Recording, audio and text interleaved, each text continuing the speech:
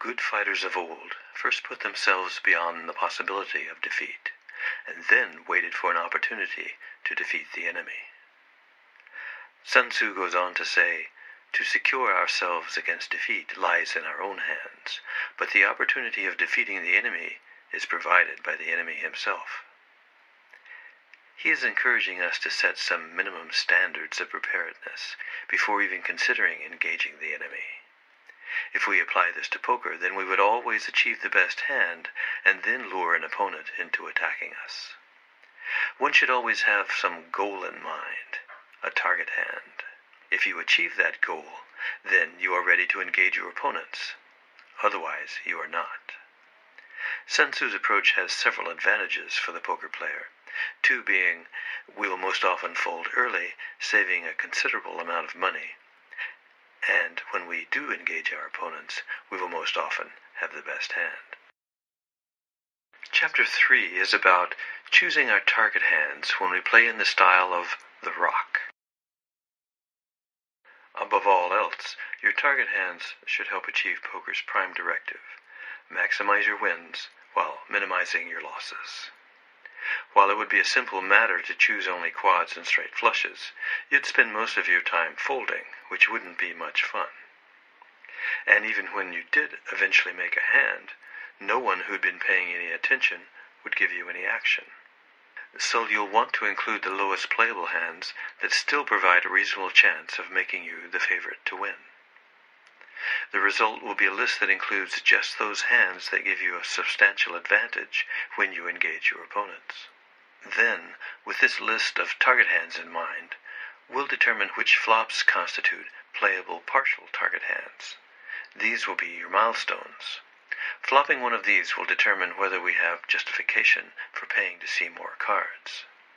Finally, after determining your milestones, we'll work backwards again to determine which starting hands or hold cards are worth playing.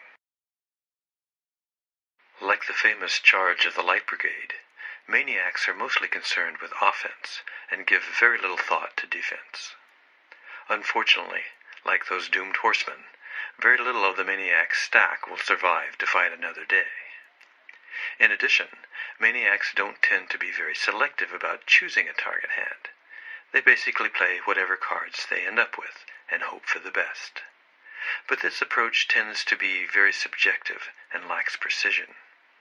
Besides playing way too many hands, they often find themselves chasing all the way to the showdown in hopes of catching some miracle card. Rocks, on the other hand, are extremely selective. They typically like to play only premium hands and miss too many winning opportunities with the lesser hands. Unlike maniacs, rocks are often overly concerned with defense. So while they tend to win most of the hands they contest, they could win far more if they only knew which lesser hands to play. The lion successfully blends these two styles. Like the rock, he pursues premium hands, but, like the maniac, he also knows how to win with the lesser hands. In parts 1 and 2 of this tutorial, we'll first investigate the offensive and defensive strategies played by the rock. Then in part 3, I'll explain how to extend the rock's range to include the lesser hands played by the lion. I call this expanded rock style the active rock. For now, as a rock, the betting strategy we'll adopt will be, if you believe you are the favorite to win, bet or raise. If you believe you are beat, check or fold. And if you can't determine whether you hold the best hand, don't guess, check or fold. Based on this strategy, we'll define our target hands to be the premium hands, straights, flushes, and full houses, plus one value hand, trips. Generally speaking, if you arrive at the showdown with one of these hands, barring any defensive lapses, you should be favored to win. If by the time you arrive at the showdown you still haven't made at least trips, you should check or fold, and hopefully you'll be able to fold much earlier than that. You may be wondering why we're stopping at trips. Why not include two pair, for example? The answer is because you can't detect when an opponent has made a set, that is, three of a kind based on a pocket pair. The rock never really knows whether two pair is beat. So, Two pair falls into the last category. You can't determine where you stand, so rather than guess, the rock will fold. We haven't included quads and straight flushes in our list of target hands because they happen so infrequently. We will simply ignore them.